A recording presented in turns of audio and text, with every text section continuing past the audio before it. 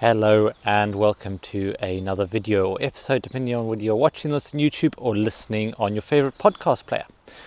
So today I wanted to spend a little bit of time talking about AI and specifically ChatGPT.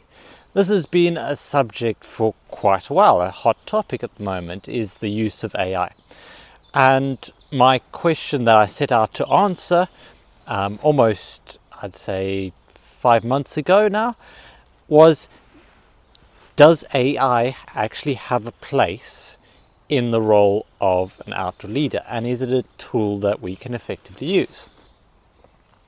I'd say over the time that I've used it, and I'm using it more and more frequently now, I would say absolutely yes. It is, like everything else, a valuable tool. I mean, it's similar in a way to the advent of internet that anyone else can use.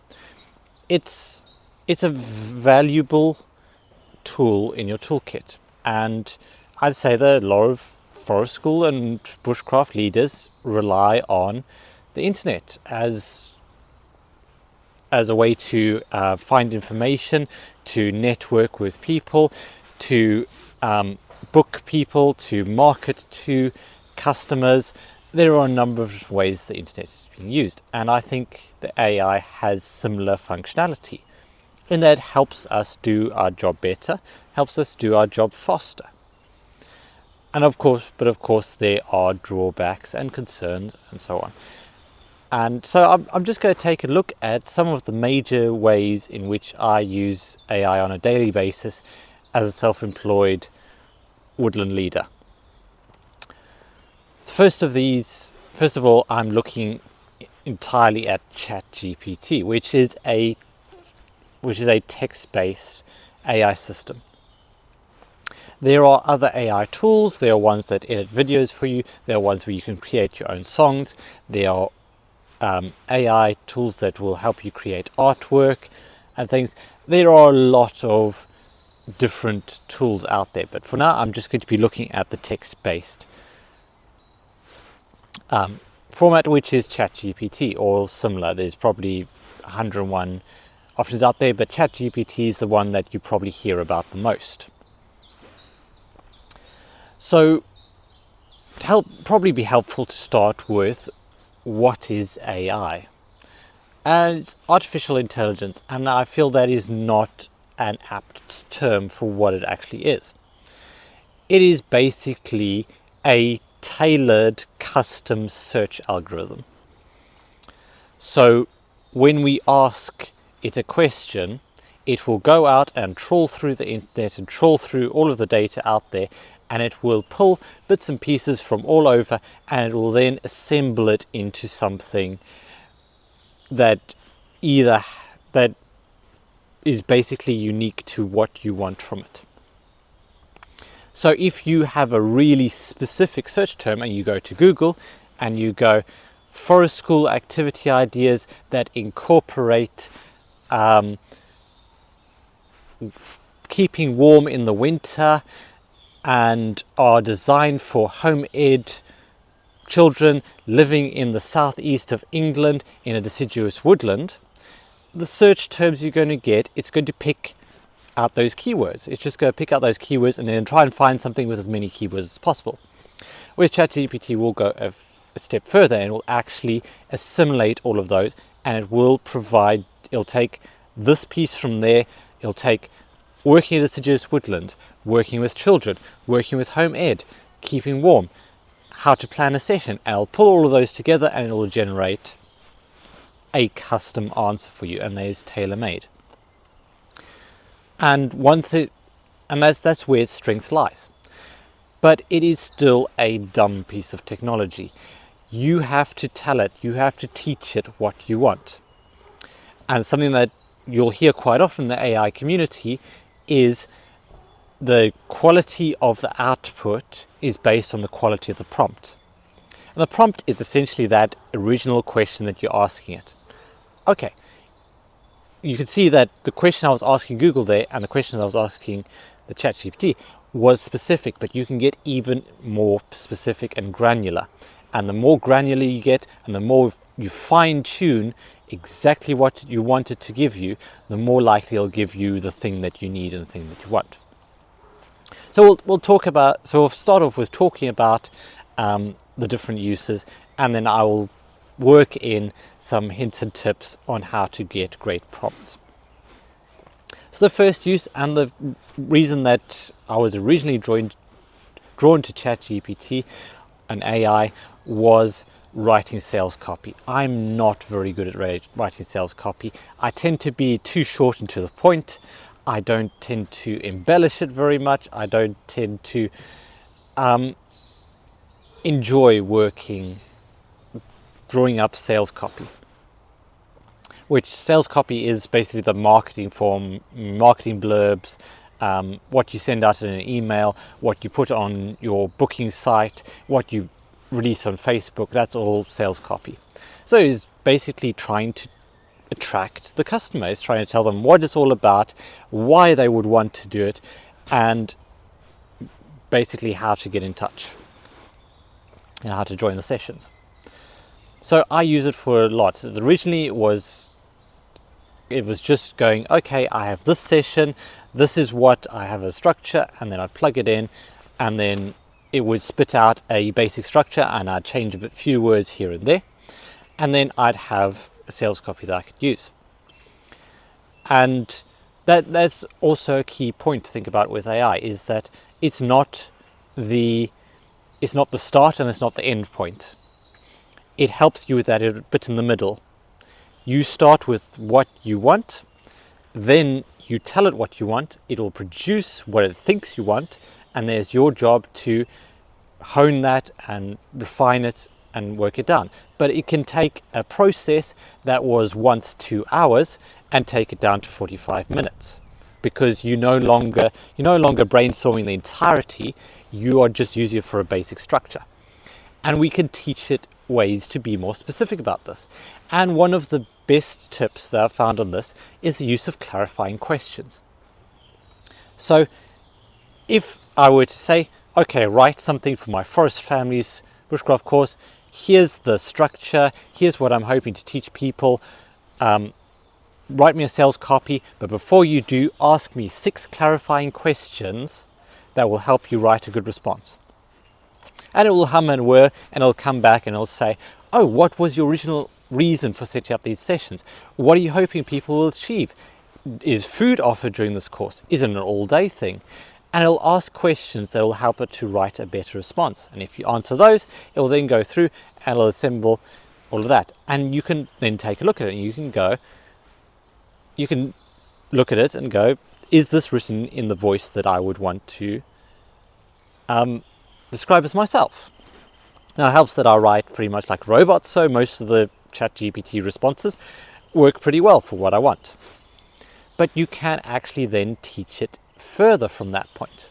You can say, okay, here's this blog post or sales copy that I've written before, using the tone from that, and write it as if you were me, ask the clarifying questions, and utilize this structure and lesson plan that I've given to you, and put all of those together and give me a sales copy.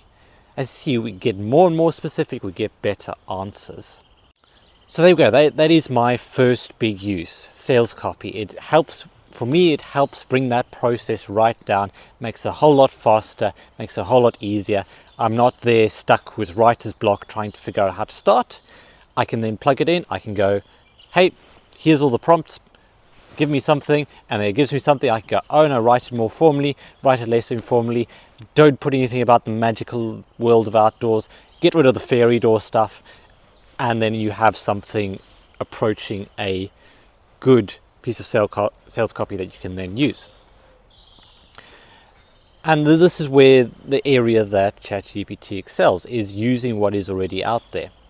So in the sales copy, we are pushing the boundaries a bit more, but there is a really good use for it that I've come across and that I find works exceptionally well, and that is in writing policy documents.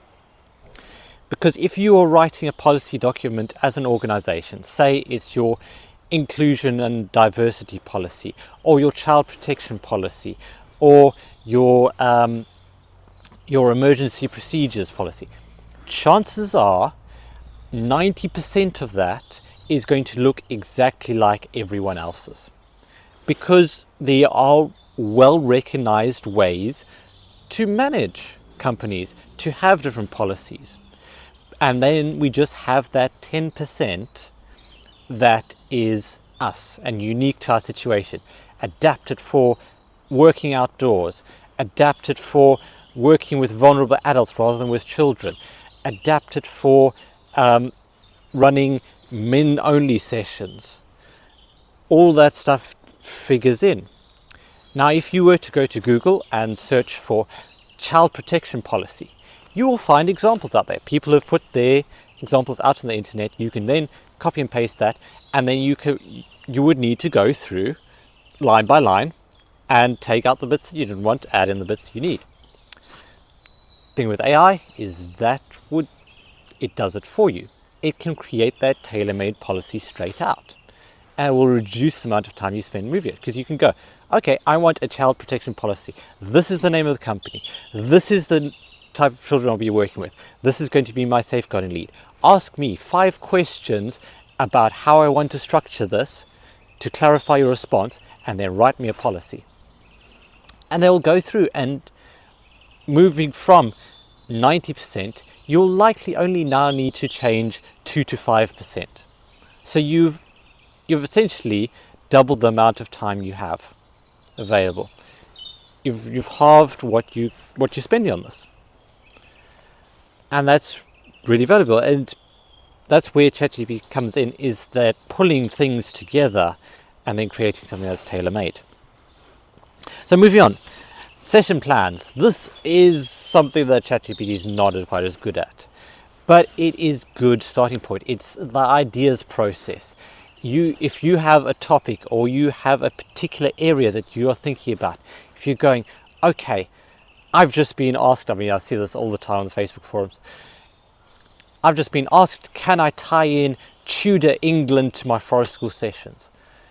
Ask ChatGPT about it. Just go ahead and ask her, hey, what session plans would you design as a forest school event that still had free play, that still had creative learning and child-led learning, but incorporated areas of the Tudors?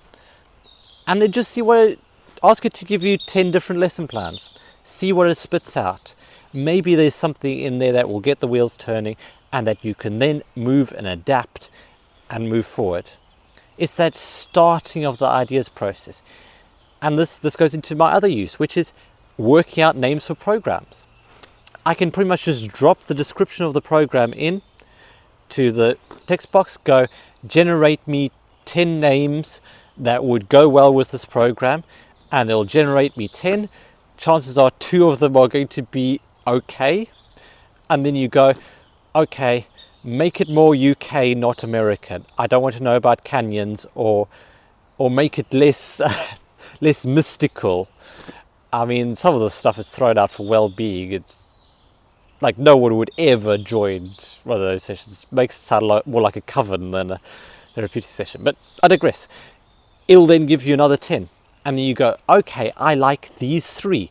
Generate 10 more. Like these 3. I like this aspect.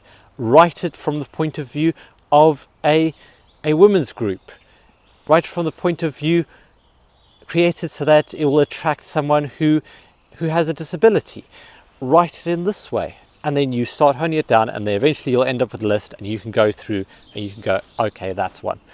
And at that point, once you've chosen 2 or 3, drop them into Google, see whether there's another company with that name, because remember, ChatGPT pulls from everywhere, so you've got to be careful about plagiarization. You pull it all together, drop into Google, just see whether there's another company that already exists. And if there isn't, go ahead. There we go. You've got your session or company name. And there's just so much value in this. And the more information you give it, the more information it'll pull it out. And you can also this is another top tip, if you're trying to research something and you want to make sure it's accurate, because it isn't always. Like, it's pulling from everywhere, so it could be pulling from Wikipedia entry that is factually incorrect. It could have complete misconceptions about the way the world works. But if you say, okay, I need an article on the medicinal uses of the elder tree, but here are the places that you can draw your sources from. So only use scholarly articles, only use peer-reviewed papers, only use things that have the .co.uk suffix, and you can hone it down. You can even get it to tell you the sources, so you can double check things, and it just pulls it all together and it puts it in place. So I'm kind of still working out the feeling. Like I say, there's 101 AI tools out there. I'm just scratching the surface here, and I'm just learning. But the way that I am learning now, because I think this is an incredibly valuable tool, and you will get left behind in many ways if you don't at least work out what it is and whether it can help you, is every day I look for something to plug into ChatGPT. What can I put in and ask it a question and see where I get an answer? I've been sick the last week, and so I asked it, can you write me a protocol for dealing with a cold or flu that involves entirely natural remedies? And it gave me a whole lot. It gave me like vitamin C doses, using elderberry, using peppermint oil for congestion, using licorice for sore throat. It laid it all out for me and said, okay, you should be drinking this much water. You need to make sure you get a little bit of rest, but make sure you get a little bit of exercise as well, or movement, like yoga or meditation is quite good. It suggested all of these things, and I was able to go, okay, that doesn't quite work for me, make it carnivore. I went ahead and did that as well. I've had some interviews recently, been interviewing people for an assistant position. I asked ChatGPT, hey, these are the qualities and values I'd like to see in a person. What kind of questions should I ask? How can I go deeper with this conversation? Spit out a couple of those. Something I've been working on quite recently, and I'm hoping that I'll be able to release it, is I'm designing a wind speed matrix, a way you can assess the qualities of your site, whether you've got big trees, little trees, the age of the trees, the quality of the soil, where the wind's coming from at what speed, to work out what the risk is for running a session. So we have a way, almost a risk-benefit analysis for our sessions. I've had it generate all sorts of things for me, from date ideas all the way through to meal plans and how to describe things. You can ask it really simple things like, hey, I need to teach children about water filtration, or can you explain the process of filtration as if I were a 4-year-old?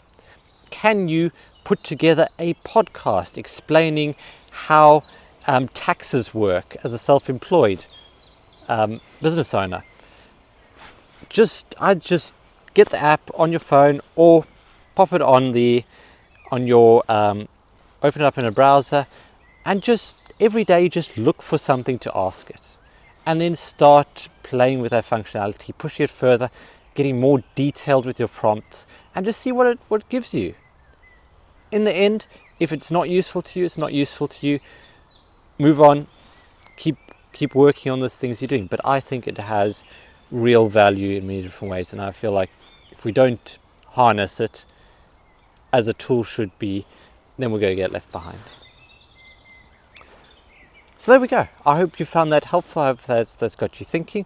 Have you got any uses for AI as a woodland leader? Is this something that you are playing around with, or do you have any quick tips, suggestions, or so on? Let me know. I'd love to hear it. You know my email, or drop a link down in the YouTube comments. Love to hear from you. With that, I'm going to say thank you so much for watching and listening. Remember to make the most of every day. And that especially means getting out with our technology to places like this. Make the most of every day. See you all next time.